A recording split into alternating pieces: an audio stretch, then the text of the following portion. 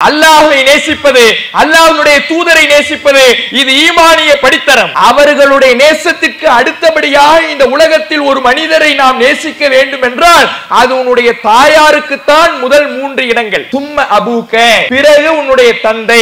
நபிகள் நாயகம் ஸல்லல்லாஹு அலைஹி வஸல்லம் அவர்கள் சொல்லுகிறார். ஆனால் இந்த நெருக்கம், இந்த பாச பிணைப்பு, இவ்வளவான ஒரு அன்பு பாராட்டுதல், பணிவிடை இன்றைய பிள்ளைகளிடத்தில் இருக்கிறதா? யோசித்து பாருங்கள். இன்றைக்கு எப்படி சினிமாவும் மீடியாக்களும் மாணவர்களுக்கு மத்தியிலே அவர்களுடைய மனதில் பதிய வைக்கிறது என்றால், உனக்கு இந்த உலகத்திலேயே சிறந்த உறவு உன்னுடைய நண்பன் தான். நண்பன மாதிரி உலகத்தில் வேற யாரும் கிடையாது. உன் உறவினர்கள் இருக்க மாட்டான், உன் கூட பிறந்தவன் இருக்க மாட்டான். உன்னுடைய நண்பன் தான் உனக்கு மிக நெருக்கமானவன். நண்பனை போல உனக்கு வேற எந்த உறவுமே கிடையாது. ஃப்ரெண்ட மாதிரி வரவே வராது என்கின்ற சினிமாக்களும் மீடியாக்களும் மீண்டும் மீண்டும் திரும்ப திரும்ப மாணவர்களுடைய மனதிலே பதிய வைத்துக் கொண்டிருக்கிறார். ஆனால் இஸ்லாம் சொல்லுகிறது, நட்பு பாராட்டுவதற்கு நீ எங்கெங்கோ போய் தேடிக் கொண்டிருக்காதே. உன் பள்ளிக்கூட மாணவனிடத்தில் போய் தேடிக் கொண்டிருக்காதே. நட்பு கொள்ளலாம், தவறில்லை. நண்பர்களை சேமித்துக் கொள்ளலாம், தவறில்லை.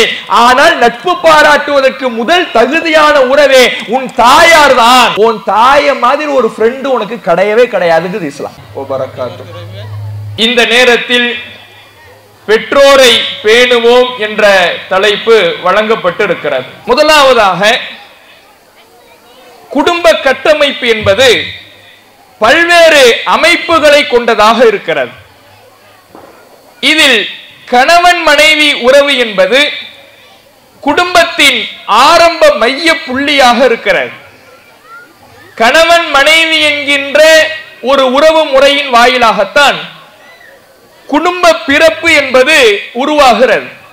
குடும்பத்தின் ஆரம்ப புள்ளி என்பது துவங்குகிறது. இந்த அமைப்பை விட மிக முக்கியமாக ஒரு அமைப்பை பற்றி திருமறை குர்ஆனும் ஹதீஸ்களும் மீண்டும் மீண்டும் நமக்கு வலியுறுத்தி சொல்லிக் கொண்டே இருக்கிறது. குடும்ப கட்டமைப்புகளிலேயே அதிகம் பேணப்பட வேண்டிய, உலகத்தில் இருக்கின்ற மனித உறவுகளிலேயே மிகவும் மதிக்கப்பட வேண்டிய ஒரு உறவு முறை என்றால் அது பெற்றோர் என்கின்ற உறவு முறைதான். இந்த பெற்றோரை பேணுவதை குறித்து இஸ்லாம் அதிகமாக நமக்கு சொல்லி காட்டுகிறது. அல்லாஹ் திருமறை குர்ஆனிலே சொல்லுகிறான், வகலா ரப்புக அல்லா தஅபுது இல்லா இய்யாஹு வபில் வாலிதைனி இஹ்சானா. அல்லாஹ் ஒருவனை மட்டுமே வணங்க வேண்டும் என்பதையும், பெற்றோருக்கு நல்லுபகாரம் செய்ய வேண்டும் என்பதையும் அல்லாஹ் உங்களுக்கு வலியுறுத்துகிறான், தீர்ப்பாக்கி விட்டான். இறைவன் நமக்கு விதியாக்கிய முதன்மையான விஷயம் அல்லாஹ் ஒருவனை மட்டுமே வணங்க வேண்டும் என்பது. அதுதான் இஸ்லாத்தின் அடிப்படை. ஒவ்வொரு மனிதனிடத்திலும் இருக்க வேண்டிய கொள்கை முறை. இந்த கொள்கைக்கு பிறகாக இறைவன் மனித சமுதாயத்துக்கு தீர்ப்பாக்கி இருக்கின்ற ஒரு விஷயம், வலியுறுத்துகின்ற ஒரு விஷயம் என்றால் பெற்றோர்களுக்கு நல்லுபகாரம் செய்ய வேண்டும் என்பதை பற்றித்தான் இறைவன் பேசுகிறான்.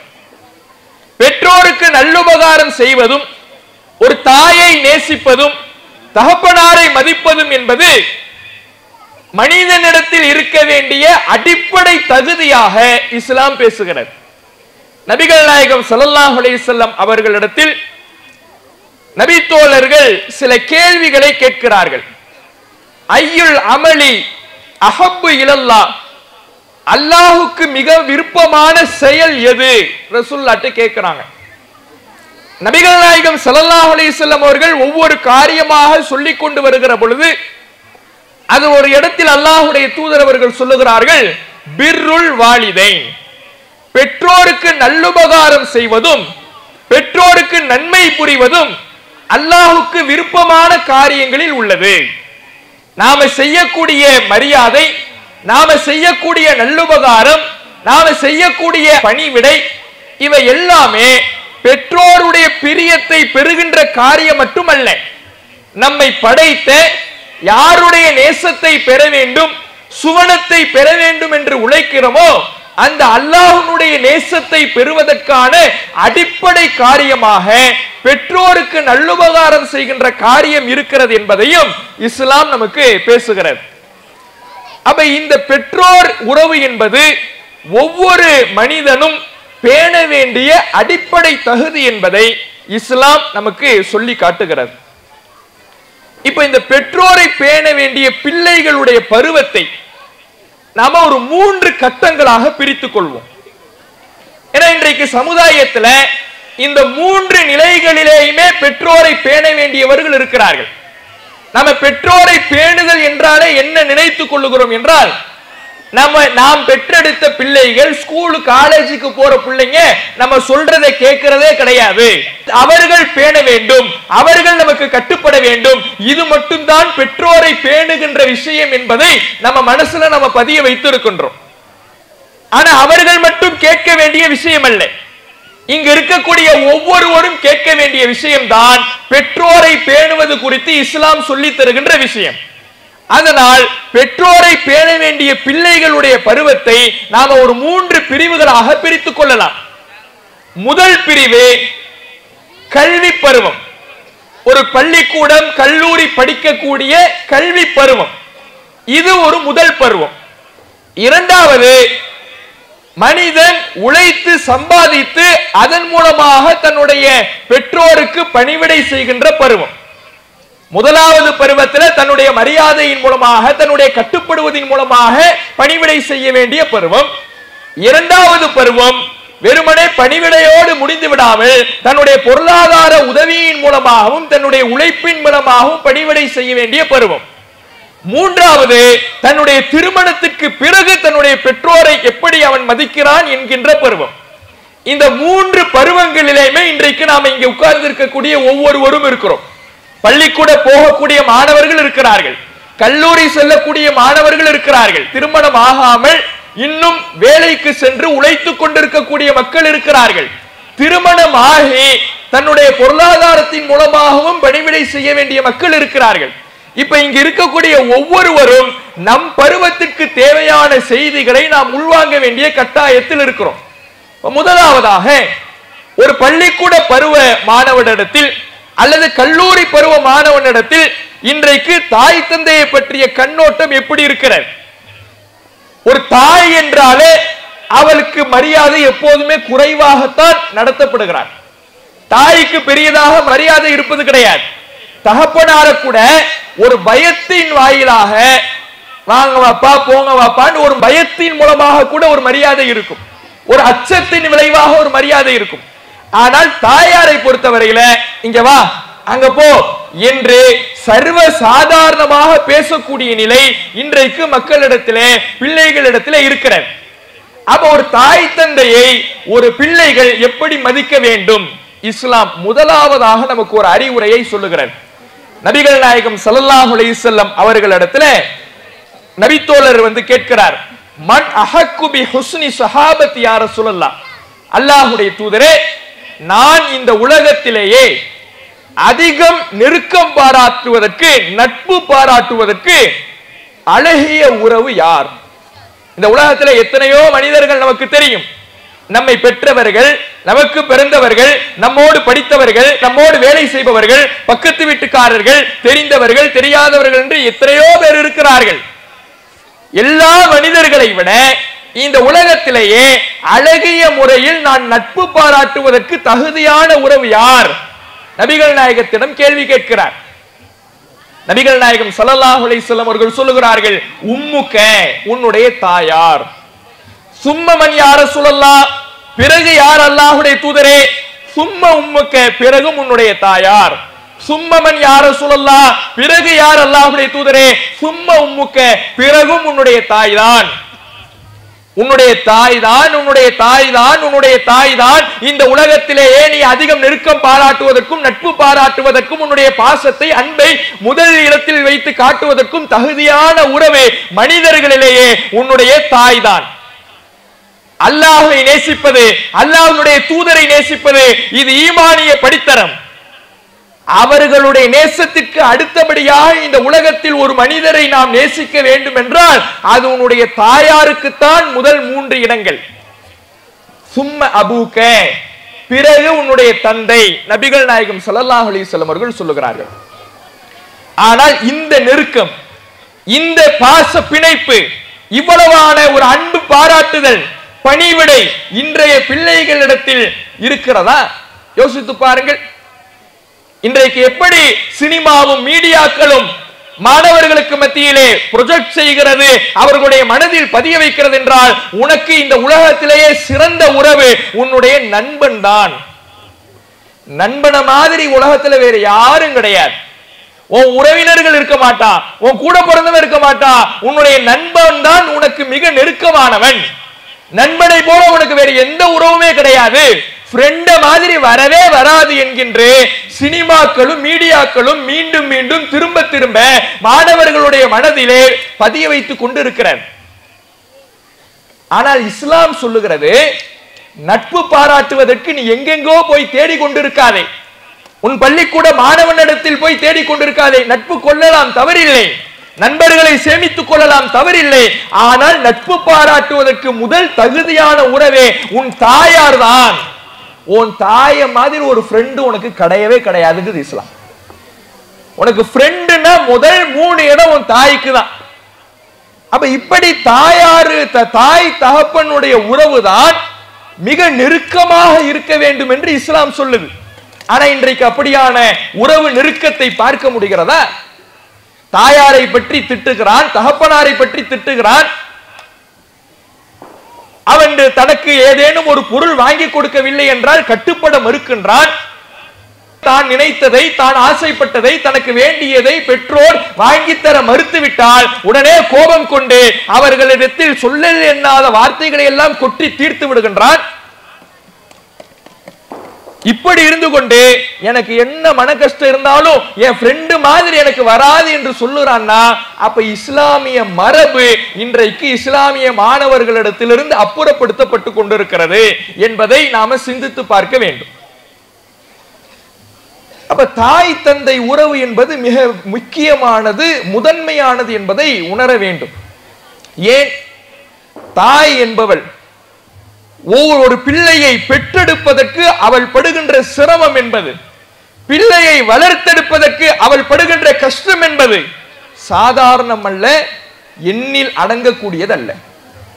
தகப்பன் தன்னுடைய பிள்ளை அவன் ஒரு நல்ல நிலைமையை அடைகின்ற வரை அவனை முன்னேற்றுவதற்கு அவர் படுகின்ற கஷ்டம் என்பது சொல்லில் அடங்காதது.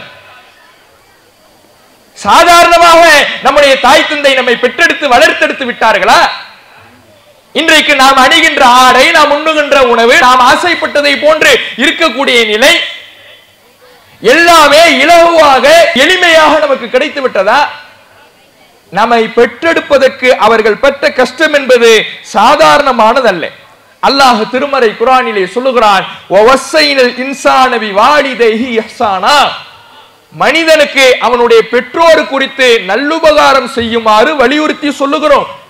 ஏனென்றால் ஹமலத்துஹு உம்முஹு குர்ஹன் வ வலஅத்துஹு குர்ஹா, அவனுடைய தாய் சிரமத்தோடு அவளை சுமந்தாள், சிரமத்தோடு பெற்றெடுத்தாள்.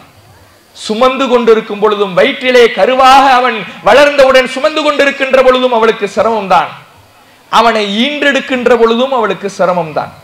தாயினுடைய கஷ்டம் என்பது ஒரு பிள்ளையை பெற்றெடுக்கின்ற பொழுது சாதாரணமாக பிள்ளையை பெற்றுவிடுத்து விடுவதில்லை. கருவுற்ற நாளிலிருந்து சில நாட்கள், சில மாதங்கள் அவள் தான் நடக்கின்ற அடி எடுத்து வைக்கின்ற ஒவ்வொரு அடியும் பார்த்து பார்த்து வைக்க வேண்டும். நினைத்ததை போல அவர் உட்கார முடியாது, நினைத்ததை போல அவர் வேகமாக செயல்பட முடியாது. சில மாதங்கள் அவள் பொறுமையாக நிதானமாக, நான் காட்டுகின்ற வேகம், நான் துடிக்கின்ற துடிப்பு என்னுடைய வயிற்றில் வளர்கின்ற கருவை பாதித்து விடுமோ, என் பிள்ளையை சிசுவை அழித்து விடுமோ என்று பார்த்து பார்த்து அடியெடுத்து வைக்கின்ற பொழுது கூட பார்த்து பார்த்து வைப்பாள், நிதானமாக வைப்பாள். ஒவ்வொரு நிமிடமும் ஒவ்வொரு நொடி பொழுதும் கனவுகளோடு தன்னுடைய நேரத்தை கழிப்பாள். என் பிள்ளை எப்படி வளர்வான், எப்படி பிறப்பான், அவனை நான் எப்படி வளர்க்க போகிறேன், என்னவெல்லாம் செய்ய போகிறேன், அவனுக்கு நான் வைக்கக்கூடிய பெயர் என்ன, இப்படி கருவுற்றதிலிருந்தே பிள்ளையை பற்றிய நினைப்போடு அனுதினமும் கழிப்பாள். பிள்ளைக்காகவே சிரமத்தை மனமுவந்து ஏற்றுக்கொள்வாள். பிள்ளைக்காக நான் கஷ்டப்படுறேன், நினைச்சதை சாப்பிட முடியாது. கருவுற்றவுடன் மயக்கம் அவளை கீழே தள்ளும். எதை உள்ளே ஆகாரமாக உணவாக எடுத்துக்கொண்டாலும் அது மீண்டும் அவளுடைய உடலை விட்டு வெளியே வந்துவிடும். அவளால் நிம்மதியாக எதையும் சாப்பிட்டு விட முடியாது, ருசி பார்த்து விட முடியாது, நினைத்ததை சாப்பிட்டு விட முடியாது. சில உணவுகளை ஒதுக்க வேண்டும், சில உணவுகளை தள்ள வேண்டும், வெறுத்த உணவை கூட உட்கொள்ள வேண்டும். இப்படியான எல்லா சிரமத்தையும் அவள் அனுபவிப்பாள். அதோடு முடிஞ்சிடுச்சா? அவளுடைய அந்த பிரசவ காலம் முழுவதுமே அவளுக்கு கஷ்டங்கள் தான்.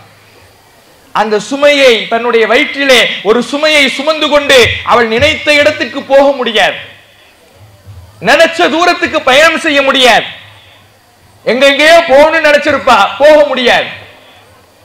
சரி, பெற்றெடுக்கும் பொழுதாவது சுகப்பிரசவம் பா. சுகப்பிரசவம் ஏதோ எந்த ஒரு வழியுமே இல்லாம பெற்றெடுக்கிறது கிடையாது. அவ்வளவு கஷ்டப்படுகிறார். அவள் அந்த பிரசவத்தின் பொழுது தாங்குகின்ற வலியை ஒரு ஆணால் கூட தாங்க முடியாது. அந்த வலியை தாங்குவதாக இருந்தால் அடுத்த கட்டம் மரணம் தான்.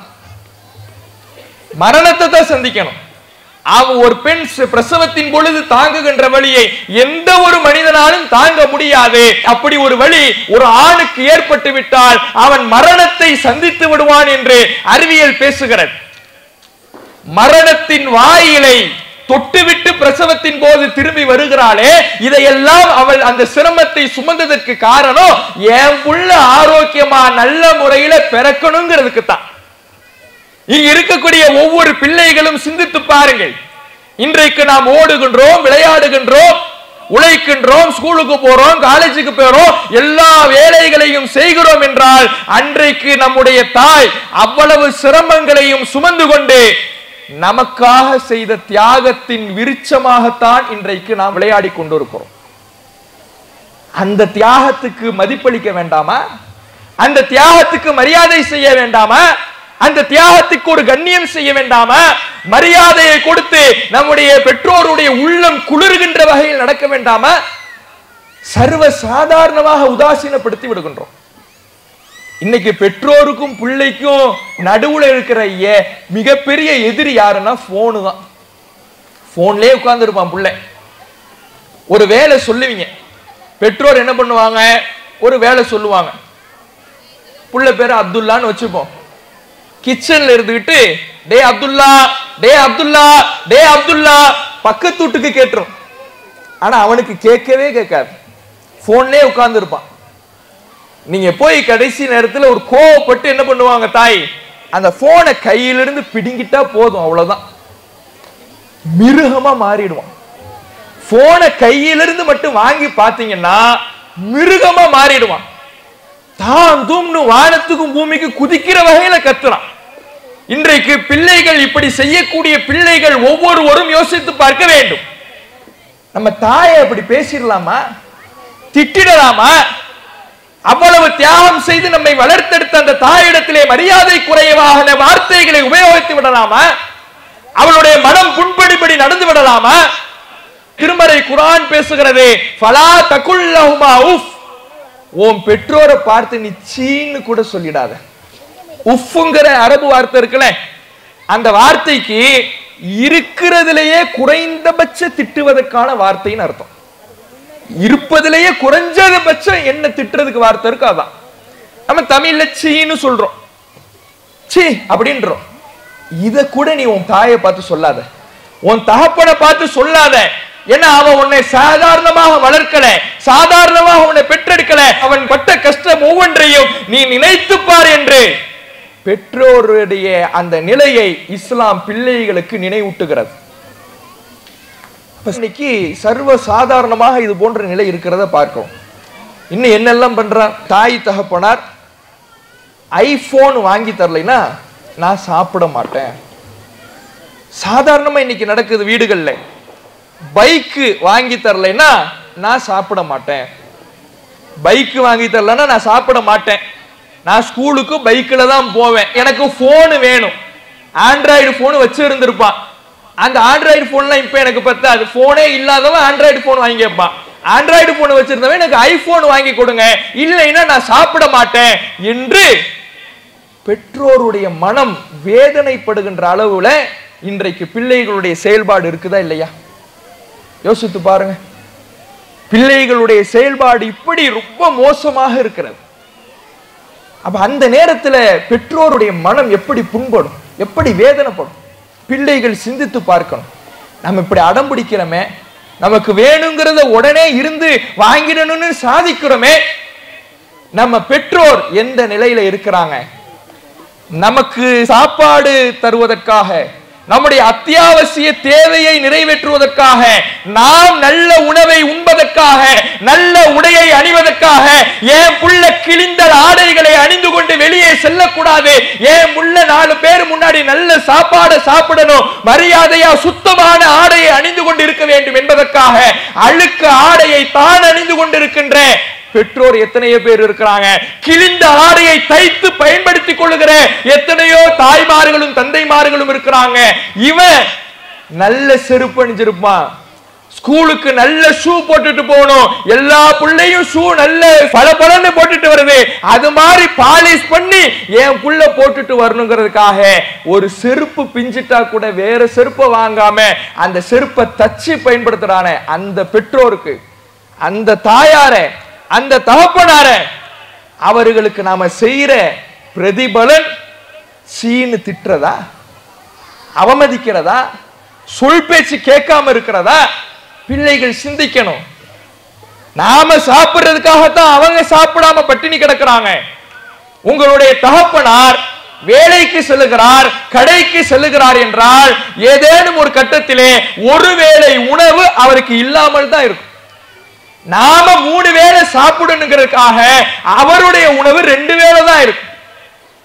அவர் வெளியிலே சந்திக்கின்ற சிரமங்களை பிள்ளைகளிடம் சொல்ல மாட்டார். நான் போய் கஷ்டப்படுறேன், வேர்வை சிந்துறேன், ரத்தம் சிந்துறேன், நான் கடைக்கு போனேன், என் முதலாளி என்ன அசிங்கமா பேசிட்டாரு, மனசெல்லாம் கஷ்டமா இருக்கு, என் கடைக்கு ஒரு வியாபாரி வந்தா என்ன கண்ணா பின்னாடி திட்டா, நான் கடைக்கு போற வழியில பைக்ல ஒருத்தவன் என்ன கேவலமா பேசிட்டா, இப்படி சந்திக்கின்ற ஒவ்வொரு பிரச்சனையையும் பிள்ளைகள்கிட்ட வந்து சொல்றது கிடையாது. அதை புரிந்து கொள்ள வேண்டிய இடத்துல பிள்ளைங்க இருக்கிறீங்க. நாம தான் புரிஞ்சுக்கணும்.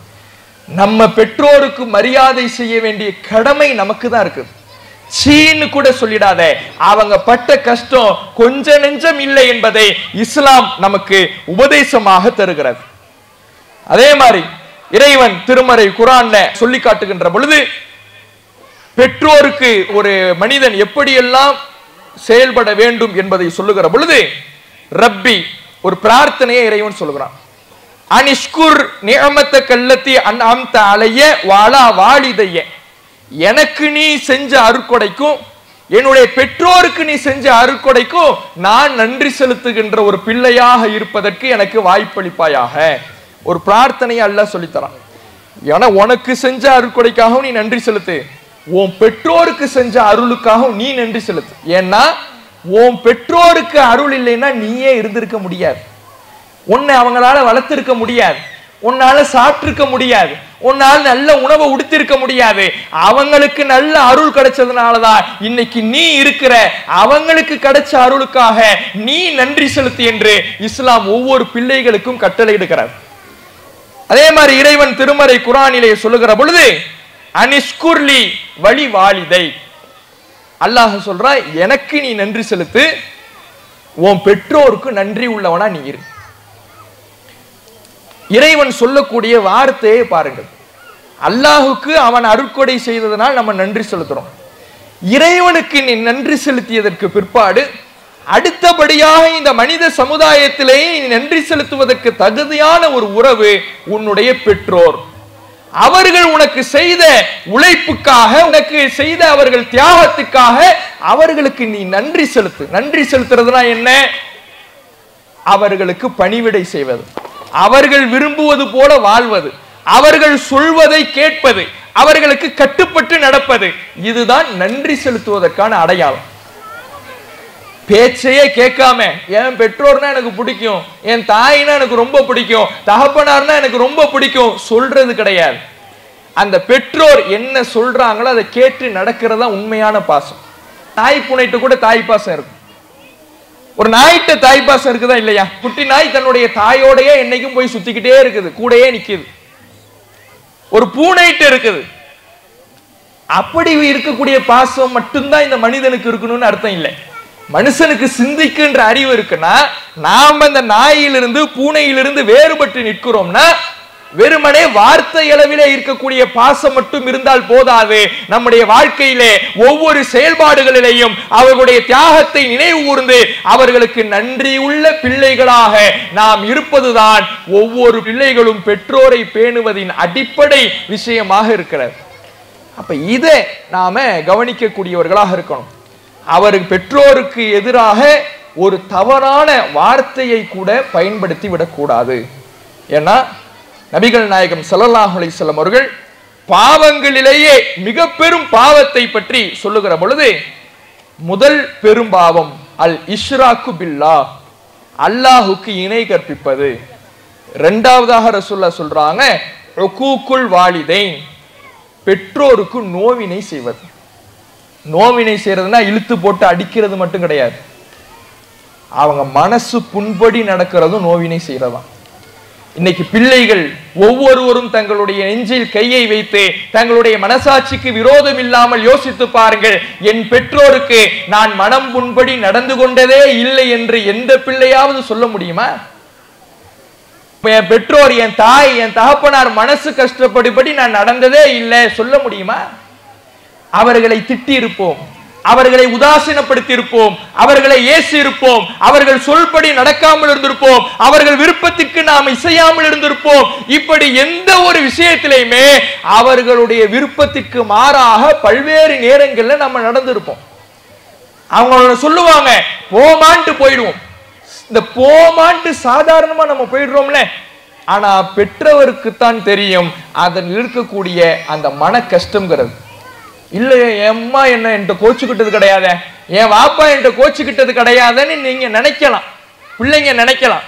ஆனா பெற்றோர் அதிலும் தியாகம் தான் செய்கிறார்கள். தங்களுடைய உணர்வுகளை கூட, தங்களுடைய வருத்தத்தை கூட என் பிள்ளைக்கு நான் கடத்திடக்கூடாது, நான் வருத்தப்படுறதை கூட என் பிள்ளைக்கு நான் காட்டிடக்கூடாதுன்னு பெற்றோர் மறைக்கிறாங்க. நீங்க பேசுறது அவர்களுக்கு வலிக்கத்தான் செய்யும், நீங்க பேசுறது அவர்களுக்கு மனதில் காயத்தை ஏற்படுத்தத்தான் செய்யும். ஏற்படுத்தாமலெல்லாம் இருக்காது, எல்லாம் அவர்களுடைய உள்ளத்தில் ரணமாக அவர்களுடைய உள்ளத்தில் காயத்தை ஏற்படுத்தி கொண்டிருக்கும். ஆனால் பிள்ளைகளிடத்துல அதை வெளியில காட்டிக்க மாட்டாங்க. தனிமையில உட்கார்ந்து என் புள்ள இப்படி ஒரு வார்த்தையை சொல்லிட்டானே, என் புள்ள என் சொல் பேச்சை கேட்காம இருக்கிறானே, அவனுக்காக நான் என்னெல்லாம் கஷ்டப்பட்டேன் என்று யோசித்து கொண்டிருப்பார்கள். அப்ப அப்படியாக நமக்காக தியாகம் செய்த, தன்னுடைய வாழ்க்கையே தனக்காக தியாகம் செய்த நம்முடைய பெற்றோருக்காக நாம பணிவிடை செய்வதுதான் இஸ்லாத்தில் மிக உயரிய நற்காரியமாக இறைவனால் மனிதர்களுக்கு வலியுறுத்தி சொல்லப்பட்டதாக இருக்கிறது. இரண்டாவதாக நாம கவனிக்க வேண்டிய விஷயம் என்னன்னா, ஒரு உழைக்கின்ற பருவத்துக்கு போறோம். இப்ப ரெண்டாவது பருவத்துக்கு போறான் மனிதன். படிப்பெல்லாம் முடிஞ்சிடுச்சு, வேலைக்கு போய் சம்பாதிக்கணும். ஏன் சம்பாதிக்கணும்? தனக்கான ஒரு குடும்பத்தை உருவாக்கி கொள்வது இரண்டாவது காரணமாக இருந்தாலும், முதல் காரணம் இவ்வளவு நாட்கள் என்னுடைய தாயும் தந்தையும் கஷ்டப்பட்டு வளர்த்துட்டாங்க. என் தகப்பனார் எனக்கு நினைவு தெரிந்த நாளிலிருந்து, நான் பிறப்பதற்கு முன்பிலிருந்து உழைத்தார் உழைத்தார் உழைத்துக் கொண்டே இருக்கிறார். அவர் வேலை பார்த்துக்கிட்டே தான் இருக்கிறார், கஷ்டப்பட்டுக்கிட்டே தான் இருக்கிறார். அவர் ஆரம்பத்தில் நான் எப்படி பார்த்தேனோ அதே போன்றுதான் அவர் இருக்கிறார். சில தகப்பன்மார்களுக்கு கைகள் காய்ச்சி போயிருக்கும், சிலருக்கு கால் காய்ச்சி போயிருக்கும். நோய்களை, கஷ்டங்களை, வலிகளை வைத்துக் கொண்டிருந்தார். என் புள்ள நல்லா இருக்கணுங்கிறதுக்காக கஷ்டப்படுறேன்னு அந்த கஷ்டத்தை எல்லாம் மனமுவந்து அவர் ஏற்றுக்கொண்டு இருப்பார். இப்ப புள்ள சம்பாதிக்கணும், சம்பாதிக்கின்ற பருவத்தை அடைஞ்சிட்டான், படிப்பு முடிஞ்சிடுச்சு. இவன் நல்ல சம்பாதிக்கணும், நல்ல நிலைமையில இருக்கணுங்கிறதுக்காக லட்சங்களை செலவழித்து தனக்காக ஒரு சட்டை எடுத்துக்கிறதுக்கு யோசித்த ஒரு மனிதன், தனக்காக ஒரு நல்ல செருப்பு வாங்குறதுக்கு யோசிச்ச மனுஷன், தனக்காக ஒரு நல்ல வசதியை ஏற்படுத்தி கொள்வதற்கு யோசிச்ச மனுஷன் புள்ளைக்காக லட்சத்தை செலவு பண்ணியிருப்பான். ஏன்? என் புள்ளை எதிர்காலத்துல நல்ல சம்பாதிச்சு நல்ல பெரிய ஆளா உருவாகணும், அதுல எனக்கு கொடுக்கணுங்கிறதுலாம் அவங்களுக்கு ஆசை கிடையாது. என் பிள்ளை நல்லா இருக்கணும், ஆனால் கொடுக்க வேண்டியது பிள்ளைகளுடைய கடமை. ஆனா இன்னைக்கு எப்படி இருக்கிறான்னு பாருங்க பிள்ளைகளுடைய நிலைமை. உழைப்பு என்பதின் மீது அக்கறையே இல்லாமல் இன்றைக்கு பல இளைஞர்கள் உருவாகி இருக்கிறார்கள். செல்போன்கள் சோம்பேறிகளாக மாற்றி இருக்கிறது. மாய உலகத்திலே வாழ வைத்து இருக்கிறது. அவர்களை சுற்றி என்ன நடக்கிறது, என்ன சமூக பிரச்சனைகள் நடக்கிறது, சமூகத்திலே பொருளாதார நெருக்கடி எவ்வளவு இருக்கிறது, எந்த கண்ணோட்டமும் இல்லாமல் அவர்களை ஒரு மாய உலகத்தில் வாழ வைத்து சோம்பேறிகளாக மாற்றி இருக்கிறது. சமீபத்தில் எல்லாரும் நிறைய பார்த்திருப்பீங்க சமூக வலைதளத்துல. ஒரு தனியார் தொலைக்காட்சியில ஒரு நிகழ்ச்சி. ஒரு பக்கம் பெற்றோர், இன்னொரு பக்கம் பிள்ளைகள். பிள்ளைகள்ங்கிறவங்க படிப்பை முடிச்சிட்டு இன்னும் வேலைக்கு போகாதவங்க, பெற்றோருங்கிறவங்க இன்னும் வேலைக்கு போய்கிட்டு இருக்கிறவங்க. இப்படி ரெண்டு சாராரா இருக்கிறாங்க. நிருபர் ஒரு பையன்கிட்ட கேட்கிறாரு, நீங்க படிச்சு முடிச்சிட்டீங்களா? ஆமா முடிச்சிட்டேன். ஏன் இன்னும் வேலைக்கு போகல? இல்ல நான் போனேன். சரி, எனக்கு பிடிக்கல வந்துட்டேன். ஏன் வந்துட்டீங்க? காலையில 9 மணிக்கெல்லாம் என்ன வர சொல்றான். காலைல 9 மணிக்கெல்லாம் என்ன வர சொல்றான், நான் எப்படி போறது அப்படிங்கிறான். இவனுக்காக இவன் தகப்பனார் காலைல 5 மணி 4 மணி நைட்டு முழுக்க கூட கண் விழிச்சிருப்பார். ஆனா இவன் என்ன சொல்றான்னா, என்ன 9 மணிக்கு கரெக்டா டைம் போட்டு வர சொல்றாங்க, என்னாலலாம் அது முடியாது. சரி, நீங்க இப்ப என்ன பண்ண போறீங்க? நான் ஒரு கேமிங் கம்பெனி ஆரம்பிக்க போறேன். கேமிங் கம்பெனினா என்ன? இந்த செல்போன்ல கேம் விளையாடுறாங்களே, அந்த கேம்களை உருவாக்குற கம்பெனியை உருவாக்க போறேன். கேம்களை தயாரிக்கிற கம்பெனி. அப்படியா? அது நிருபர் கேட்டுட்டு, ஒரு 2-3 கேம் கம்பெனி பேரை சொல்லுங்க. கேம் தயாரிக்கிறதுக்கு என்னெல்லாம் தேவை, என்ன சாஃப்ட்வேர்லாம் தேவை, அதெல்லாம் சொல்லுங்கன்னு சொன்னா, இல்ல எனக்கு எதுவும் தெரியாது. அப்ப உங்களுக்கு என்னதான் தெரியும்? கேம் விளையாட தெரியும். கேம் விளையாட தெரியும்ன்றதுனால நான் கேம் கம்பெனி வைக்க போறேன். கேம் எனக்கு விளையாட தெரியுங்கிறதுனால நான் கேம் கடை வைக்க போறேன். இப்படி சொல்லிட்டு 30 வயது ஆகிவிட்டது, பெற்றோருக்கு 60 வயது ஆகிவிட்டது, இன்னும் தகப்பனார் ஓடிக்கொண்டிருக்கிறார். பிள்ளைக்கு உழைக்கணுங்கிற அக்கறையே வரல. இன்னொரு பெற்றோர் சொல்றாங்க, என் புள்ள வேலைக்கு போற வயசாயிடுச்சு, அவன என்கிட்ட பைக் வாங்கி கேட்டான். பைக்கு விலை எவ்வளோ? 2 லட்சம். வாங்கி கொடுத்துட்டீங்களா? வாங்கி கொடுக்கலைன்னா சாப்பிட மாட்டேன்டா. எந்த நிலைமையில இன்றைக்கு சமூக இளைஞர்களுடைய நிலைமை போய்கிட்டு இருக்குன்னு பாருங்க. சோம்பேறிகளாக, அலட்சியமானவர்களாக, உழைப்பின் மீது அக்கறை இல்லாதவர்களாக, என்னை காப்பாற்றிய, என்னுடைய வாழ்வை செம்மைப்படுத்திய, என்னை கல்வியிலே, அந்தஸ்திலே, சமூக நிலைமையிலே, என்னுடைய வாழ்வியலிலே என்னை அழகாக்கிய என்னுடைய பெற்றோரை நான் உட்கார வைத்தவர்களுக்கு சாப்பாடு போடுறேங்கிற அக்கறை இன்றைக்கு இல்லாத இளைஞர்களாக இன்றைக்கு பல இளைஞர்கள் உருவாகி இருக்கிறாங்க. இதுதான் இஸ்லாம் கற்றுத்தந்த பெற்றோரை பேணுவதா? இந்த நோய் இஸ்லாமிய இளைஞர்களிடத்திலேயும் இருக்கிறது. இந்த நோய் இஸ்லாமிய இளைஞர்களிடத்திலேயும் துளிர்விட ஆரம்பித்திருக்கிறது. கேம்கள்ல மூழ்கி, செல்போன்கள்ல மூழ்கி, உழைப்பின் மீது அக்கறை இல்லாதவர்களாக பல பேரை பார்க்கிறோம். எந்த வேலையுமே செய்யறது கிடையாது. தகப்பனார் இன்னும் சம்பாதிக்கிறாரே உட்கார்ந்து கொண்டிருக்கக்கூடிய நிலைமையை பார்க்கிறோம். நபிகள் நாயகம் ஸல்லல்லாஹு அலைஹி வஸல்லம் அவர்களுடைய காலத்துல அல்லாஹ்வுடைய தூதர் அவர்கள் கனவுல ஒரு நிகழ்வை பார்க்கிறாங்க. ரசூலுல்லாஹ்வுக்கு கனவுல வருவதெல்லாம் வஹி, இறை செய்தி. கனவுல சொர்க்கத்தை ரசூலுல்லாஹ் பார்க்கிறாங்க. அந்த சொர்க்கத்துல ஒரு நபித்தோழர் அழகான முறையிலே கிராத் குர்ஆன் ஓதி கொண்டு இருக்கிறார். ரசூலுல்லாஹ் கேட்கிறாங்க, மன் ஹாதா, இவர் யார்? அப்ப ரசூலுல்லாஹ்வுக்கு பதில் சொல்லப்படுகிறது, ஹாரிஸத் இப்னு நுஅமான், இவர்தான் ஹாரிசா பின் நுஅமான்கிறவர். ஹாரிசா பின் நுஅமான் சொல்லப்பட்ட உடனே நபிகள் நாயகம் ஸல்லல்லாஹு அலைஹி வஸல்லம் அவர்கள் கண் விழித்து சஹாபாக்களிடம் வந்து, ஹாரிசா பின் நுஅமானை நான் சொர்க்கத்தில் பார்த்தேன். ஏனென்றால் இன்ன அபர்ரன் நாசி பி உம்மிஹி, அவர் மக்களிலேயே தன்னுடைய தாயாருக்கு அதிகம் பணிவிடை செய்பவராக, நல்லுபகாரம் செய்பவராக இருக்கிறார். தாயாரையும் தகப்பனாரையும் அதிகமா மதிச்சாதான் சொர்க்கத்துக்கே போக முடியும். தாயை மதிச்சதுனாலதான் ஹாரிசா பின் நுஅமான் சொர்க்கத்திலே இருக்கிறார். அதிகமாக நல்லுபகாரம் செய்வாராக, மக்களிலேயே அதிகம் தன்னுடைய தாயை குறித்து அக்கறை கொண்டவராக ஹாரிசா பின் நுஅமான் இருந்தார் என்று நபிகள் நாயகம் ஸல்லல்லாஹு அலைஹி வஸல்லம் அவர்கள் நற்செய்தியை சொல்றாங்க. அதே போல அல்லாஹ்வுடைய தூதர் அவர்கள் இன்னொரு முன்னறிவிப்பையும் செஞ்சாங்க. பிற்காலத்துல உவைசுல் கர்னி அப்படிங்கிற ஒரு நல்லடியார் வருவார். அவர் அல்லாஹ்விடத்திலே சத்தியம் செய்து இறைவனிடத்தில் ஏதேனும் ஒன்றை பிரார்த்தித்தால் அபர்ரஹு, அல்லாஹ் அவருக்கு அதை நிறைவேற்றி தருவான். அவர் ஒரு நல்லடியாராக இருப்பார், எளிமையான வாழ்க்கை வாழ்வார். அப்படியான ஒரு மனிதருக்கு பெரிய பணங்காசு அவர்கிட்ட இல்ல, ரொம்ப எளிமையான வாழ்க்கை தான் வாழ்றாரு, ஏழையாகத்தான் இருக்கிறாரு. அவரிடத்தில் பொருளாதார சிரமம் இருந்தாலும் கூட அவர் பிரார்த்தனை செய்தால் அல்லாஹ் ஏற்றுக்கொள்வான் என்கின்ற மிகப்பெரிய அந்தஸ்து அவருக்கு கிடைக்கப் பெறுவதற்கான காரணம் என்ன? நபிகள் நாயகம் ஸல்லல்லாஹு அலைஹி வஸல்லம் அவர்கள் சொல்லுகிறார்கள், ஹுவ லஹு வாலிதா ஹுவ லஹா பர்ருன். அவருக்கு ஒரு தாய் இருந்தார், அந்த தாயாருக்கு அவர் நல்ல பிள்ளையாக நல்லுபகாரம் செய்பவராக இருந்தார். பெத்தவங்களுக்கு நல்ல பிள்ளையா இருக்கிறதா அல்லாஹ்விடத்துல சிறந்த அந்தஸ்தையே பெற்று தரும். உலகத்துல சிறந்த அந்தஸ்தை பெற்று எந்த மனிதனும் நாளை மறுமையிலே நம்மை காப்பாற்ற போவது கிடையாது. என் நண்பன் தான் எனக்கு முக்கியம், நண்பன் கூட ஊர் சுத்துகிறேன், அதில் தாயார் கண்டித்தாலும் தகப்பனார் கண்டித்தாலும் நான் கண்டு கொள்ள மாட்டேன், அவர்களுடைய பேச்சையும் மீறி நான் செல்வேன், இரவு நேரங்களிலே இத்தனை மணிக்கு வீட்டுக்கு வந்துவிட வேண்டும் என்று பெற்றோர் சொன்னாலும் அவர்களுடைய பேச்சை கேட்காமல் நண்பன் தான் முக்கியம் என்று செல்கின்ற பொழுது அந்த நண்பன் நம்மை மறுமையிலே காப்பாற்ற போவது கிடையாது.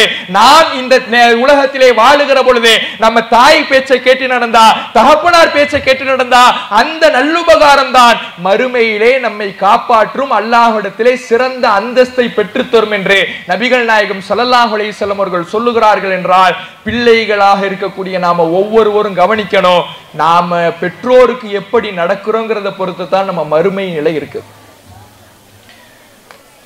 அப்ப இவர் பெற்றோருக்கு நல்லுபகாரம் செய்வதில் மிக முக்கியமானது, ஒரு குறிப்பிட்ட காலத்திற்கு பிறகு அவர்களுக்காக நாம உழைத்து அவர்களை நல்ல நிலைமையிலே உட்கார வைத்து அவர்களுக்கு நல்ல வாழ்க்கை நிலையை ஏற்படுத்தி கொடுக்க வேண்டும் என்பது ஒரு பெற்றோரின் மீது கடமையாக இருக்கிறது.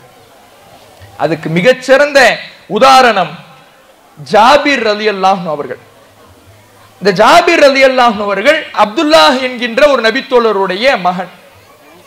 இந்த அப்துல்லாஹ் ரலியல்லாஹு அவர்கள் உஹது போர் சமயத்தில் தன்னுடைய மகன் ஜாபிரை அழைக்கிறார். அழைத்து சொல்றாரு, இந்த போர்லயே நான் கொல்லப்பட்டுடுவேன் நினைக்கிறேன், இதற்கு பிறகு நான் உயிரோடு இருப்பேனான்னு தெரியாது, நான் மௌத்தாயிட்டேன்னா எனக்கு கொஞ்சம் கடன் இருக்குது, நான் மௌத்தாவதை பத்தி கவலைப்படல, என் உயிர் போயிடும் அதை பத்தி நான் கவலைப்படல, எனக்கு இருக்கிற கவலை என்னன்னா எனக்கு கொஞ்சம் கடன் இருக்குது, இன்னும் உனக்கு தங்கச்சிகளும் இருக்கிறாங்க அவங்களையும் பார்த்துக்கணும், எனக்கு இருக்கிற கடனையும் நிறைவேற்றணும், நீ நிறைவேற்றிடுறியா? மகனை கூப்பிட்டு கேட்கிறாரு.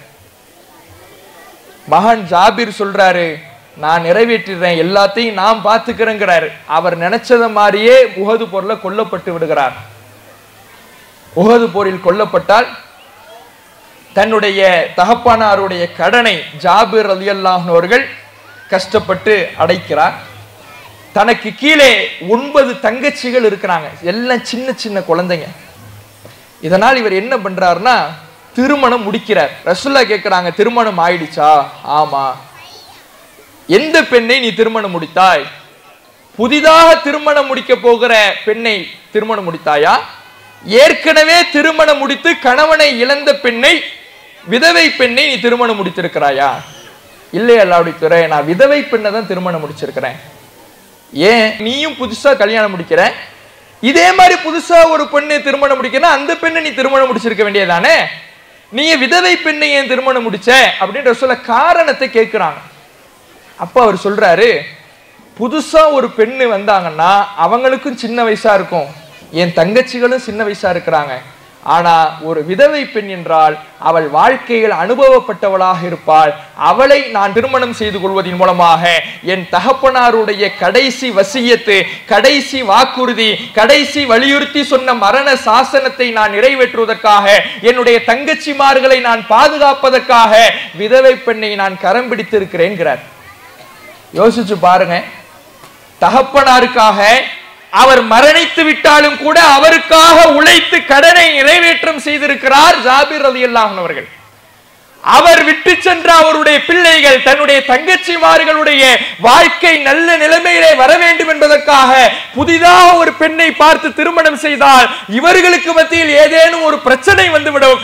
ஆனா ஒரு விதவை பெண் என்றால் அனுசரிச்சு இருப்பா, அதனால நான் அவளையே தேர்ந்தெடுத்திருக்கிறேங்கிறார். ஒரு பிள்ளை எப்படி இருக்க வேண்டும் என்பதற்கு ஜாபிர் ரலியல்லாஹு அன்ஹு அவர்கள் உதாரணம். தான் தந்த கஷ்டத்துல இருந்தாரு, கடன் பட்டு இருந்தாரு, அந்த கடனை நான் அடைக்க வேண்டும்னு உழைச்சாரே, அவர் நல்ல பிள்ளை. இதே போல அப்துல்லா பின் ஜுபைர் ரலியல்லாஹு அன்ஹு அவர்களிடம், ஜுபைர் ரலியல்லாஹு அன்ஹு அவர்கள் தன்னுடைய மகன் அப்துல்லாவிடம், நான் இந்த போருக்கு பிறகு கொல்லப்பட்டுடுவேன் நினைக்கிறேன், எனக்கு கொஞ்சம் கடன் இருக்குது, அதை நீ நிறைவேற்றியா? அவரும் உழைச்சி ரொம்ப கஷ்டப்பட்டு தன்னுடைய தகப்பனாருடைய கடனை நிறைவேற்றார். மரணத்துக்கு பிறகும், தகப்பனாருடைய மரணத்திற்கு பிறகும் தகப்பனாருக்காக பெற்றோருக்காக உழைத்த பிள்ளைகளாக அன்றைய நபித்தோழர்கள் இருந்தார்கள். ஆனால் இன்றைய இஸ்லாமிய பிள்ளைகளில் சிலர், இளைஞர்களில் சிலர் தகப்பனார் உழைத்துக் கொண்டிருக்கும் பொழுது அவரை உட்கார வைத்து அவருக்கான நல்ல வாழ்வை ஏற்படுத்தி கொடுக்கின்ற நிலைமையில் நான் உழைக்கின்றேன் என்கின்ற ஒரு நிலைக்கு கூட இன்றைக்கு வராமல் உழைப்பிலே அலட்சியம் செய்யக்கூடியவர்களா இருக்கிறாங்களே. அப்ப உழைத்து தன்னுடைய பெற்றோருக்கு நல்ல நிலைமை ஏற்படுத்தி கொடுக்கணும். இப்ப மூணாவது கட்டத்துக்கு வருவோம். திருமணம் முடிந்த பிறகு இப்பதான் மிக சவாலான காலகட்டம். மனைவி என்பவள் வருவாள், இவனுக்கு ஒரு குடும்பம் உருவாகும். குடும்பம் உருவாகிய பிறகு தன்னுடைய தாய் தந்தையை இவன் எப்படி பார்த்து கொள்கிறான், அவர்களுக்கு செய்ய வேண்டிய கடமைகளை சரியாக நிறைவேற்றுகிறானா, இது இருக்கக்கூடிய மிகப்பெரிய சவால். இதுல என்ன விஷயம்னா, மருமகளாக வரக்கூடியவங்க சில பேரை, சில பெண்களை பார்க்கிறோம், மிக வேதனையான விஷயம். எப்படிப்பட்ட மார்க்கத்தில் இருந்து கொண்டு இஸ்லாமிய மார்க்கம் சொல்லுகிறது, மல்லம் யர்ஹம் சகீரனா வ யஅரிஃப் ஹக்க கபீரினா, நம்மில் சிறியவர்களுக்கு யார் இரக்கம் காட்டவில்லையோ, பெரியவர்களுக்கு யார் மரியாதை செய்யவில்லையோ, அவர்கள் நம்மை சார்ந்தவர்களே இல்லை என்று சொல்லக்கூடிய மார்க்கத்தில் இருந்து கொண்டு தன்னுடைய மாமனார், தன்னுடைய மாமியார், நம்மை விட பெரியவர்கள், அவர்களுக்கு செய்ய வேண்டிய கண்ணியத்தை மரியாதையை கொடுக்க வேண்டும் என்கின்ற உணர்வு இல்லாமல் திருமணம் முடிச்ச உடனே அவர்கள் தனியா இருக்கட்டும், நாம தனி, அவர்களுக்கு ஏன் அவ்வளவு கொடுக்கணும், ஏன் இவ்வளவு கொடுக்கணுமா, அவங்க வயசானவங்க தானே, அவங்களுக்கு இவ்வளவு கொடுக்கணுமா என்று இப்படி பேசக்கூடியவங்க. ஆனா இவங்களை கூட ஒரு இதுல சேர்த்துக்கலாம். என்னன்னா, சில பேர் வருவாங்க கல்யாணம் முடிஞ்ச புதுசுல, நீங்க எனக்கு மாமனார் மாமியார் கிடையாது, நான் உங்களை என்னமோ உம்மா பாப்பான்னு தான் கொடுப்பேன். இந்த கேஸை தான் நம்பவே கூடாது. இவ தான் உங்களுக்கு கடைசியில ஆப்பு வைக்க போறா அப்படிங்கறத நீங்க உஷாரா இருந்துக்கணும். நான் உங்களை நீ மாமனார் மாமியார், நீ மாமனார் மாமியார்னே கூப்பிட்டா போதுமா, நீ உம்மா பாப்பான்லாம் கூப்பிடவே வேணாம், நான் உம்மா பாப்பான்னு தான் கூப்பிடுவேன்னு என்ட்ரி ஆகுதுல, ரொம்ப ஜாக்கிரதை. ஆஹா, சரி, நம்ம தயாராய்க்க வேண்டியதான், ஆய்க்க வேண்டியதான். அப்ப இப்படி மாமனார் மாமியாரை, கணவருடைய பெற்றோரை ஒரு பாரமாக நினைத்து அவர்களை ஒதுக்க நினைப்பவர்களாக மருமகள்கள் வரக்கூடிய சூழ்நிலை இன்றைக்கு இஸ்லாமிய குடும்பத்தில் நடக்கிறத பார்க்கும். மாமனார் மாமியாரை காரணம் காட்டி விவாகரத்து என்கின்ற நிலைக்கு செல்வதை பார்க்கிறோம். அப்ப நாம ஒரு இஸ்லாமியர்களாக இருக்கின்ற நாம, ஒரு ஆண் தன்னுடைய பெற்றோரை பேண வேண்டும், ஒரு பெண் தன்னுடைய கணவருடைய பெற்றோருக்கு செய்ய வேண்டிய மரியாதையை செய்ய வேண்டும். எந்த பெரியவராக இருந்தாலும் அவர்களுக்கு கண்ணியம் செய்யலைன்னா நன்மை சார்ந்தவர்கள் இல்லைங்கிறாங்க ரசூலுல்லாஹ். அவனுக்கு இஸ்லாத்துக்கு சம்பந்தம் இல்லைன்னு அர்த்தம். அப்ப முஸ்லிமாக வாழக்கூடிய நாம, நம்ம கணவனை பெற்றெடுத்தவங்க, ஆளாக்கியவங்க, அவருக்காக உழைத்தவர்கள், அவருக்கு நாம கண்ணியம் செய்ய வேண்டாமா என்று அவர்களுக்கான கண்ணியத்தையும் மரியாதையும் கொடுக்கக்கூடியவர்களாக இருக்க வேண்டும். அப்ப இந்த மூன்றாவது கட்டத்திலையும் பெற்றோரை பேணணும். இதெல்லாம் முடிஞ்சிட்டு இறுதியாக ஒரே ஒரு விஷயத்தை சொல்லி முடித்துக் கொள்கிறேன். இந்த மூன்று நிலையும் சரியாக இருக்கணும். இதெல்லாம் சரியாக இருக்காதவங்களை எப்படி பார்க்கிறோம்னா, மௌத்தாகிடுவாங்க பெற்றோர். மௌத்தான உடனே உட்கார்ந்து புலம்புவார், என் தாயார ரொம்ப தேட்டமா இருக்குது, என் தாயார் ஞாபகமாவே இருக்குது, என் தகப்பனார் ஞாபகமாவே இருக்குது, என்னதான் அவங்க இருந்தாலும் கொடகொடன்னு பேசிக்கிட்டு இருந்தாலும் இப்ப அவங்க இல்லைன்ன உடனே என் மனசு ஏத்துக்கல. மௌத்தான உடனே புலம்புறத பார்க்கிறோம். மரணித்து நீங்கள் புலம்பி அவர்களுடைய மனதை குளிர வைக்க முடியாது. அவர்கள் இருக்கின்ற காலத்திலேயே அவர்களுக்கான பணிவிடையை நல்ல முறையில் செய்துவிட்டோம் என்றால் அதை விட அவர்களுக்கு பாக்கியம், பொக்கிஷம் என்பது, சந்தோஷம் என்பது வேறு எதுவும் இருக்காது. எதுவும் வேணாம், நீங்க போன் பண்ணி உங்க தாய்க்கு, உங்க தகப்பனாருக்கு, நீங்க எந்த மூளை முடுக்கில இருந்தாலும் போன் பண்ணி சாப்பிட்டீங்களான்னு கேட்கிற ஒரு வார்த்தை தருகிற சந்தோஷம் அவர்களுக்கு வேற எதுலையுமே இருக்காது. மாத்திரை போட்டீங்களா, டாக்டர் போனீங்களா, அந்த சந்தோஷம் எதுலையுமே இருக்காது. இதையெல்லாம் செய்யாம விட்டுட்டு மௌத்தான உடனே புலம்புறது. நான் என்னதான் இருந்தாலும் என் தாய் அப்படி பார்த்திருக்கணும், இப்படி பார்த்திருக்கணும், தகப்பனார் இப்படி பார்த்திருக்கணும், இப்ப எனக்கு கல்யாணம் முடிஞ்சு எனக்கு ஒரு புள்ளன்னு வரும்போதுதான் எனக்கு தெரியுதுன்னு புலம்பக்கூடியதை பார்க்கிறோம். ஒன்னு நினைச்சீங்க, நம்ம பிள்ளைகள் முன்னாடி நம்ம பெற்றோரை நாம உதாசீனப்படுத்துறோம்னா நாளைக்கு நம்ம புள்ள நம்ம உதாசீனப்படுத்தும். இதை மனதில் பதிய வைத்து நாம நம்முடைய பெற்றோரை அதிகமாக பேணி நடந்தோம் என்றால், அவர்களுக்கு கொடுக்க வேண்டிய கண்ணியத்தையும் உரிமைகளையும் நாம நிறைவேற்றினோம் என்றால் நம்ம பிள்ளைங்க நமக்கு பார்ப்பாங்க. நாம நம்ம பிள்ளைங்க முன்னாடி நம்முடைய தாய் தந்தையினரை, வீட்டில் இருக்கின்ற பெரியவர்களை உதாசீனப்படுத்தி அலட்சியப்படுத்தி விரட்டுகிறோம் என்றால் நாளைக்கு அதே வேலையைத்தான் நம்ம புள்ள நமக்கு செய்யும். இன் அஹ்சன்தும் அஹ்சன்தும் லிஅன்ஃபுசிக்கும், நீங்க செய்யறது நல்லது உங்களுக்கே திரும்ப வரும். வ இன் அஸஅதும் ஃபலஹா, நீங்க செய்யறது கெட்டது உங்களுக்கே திரும்ப வரும். அதனால பெற்றோர் விஷயத்துல நல்லது செஞ்சோம்னா நம்ம பிள்ளைங்க மூலமா அந்த நல்லதை நாம அனுபவிக்கலாம். அதை மனதில் பதிய வைத்து இஸ்லாம் சொல்லுகின்ற முறையிலே பெற்றோரை பேணக்கூடிய நன்மக்களாக உங்களையும் என்னையும் அல்லாஹ் ஆக்கியல் முடிவான பிரார்த்தித்து எனது உரையை நிறைவு செய்கின்றேன். வாஹிர் தவானா அல்ஹம்துலில்லாஹி ரப்பில் ஆலமீன். அஸ்ஸலாமு அலைக்கும் வரஹ்மத்துல்லாஹி வபரகாத்துஹு. இஸ்லாம் மற்றும் சமுதாய செய்திகளை அறிந்து கொள்ள தமிழ்நாடு தௌஹீத் ஜமாஅத் யூடியூப் பக்கத்தை உடனடியாக சப்ஸ்கிரைப் செய்து கொள்ளுங்கள். மேலும் பெல் பட்டனையும் கிளிக் செய்து கொள்ளுங்கள்.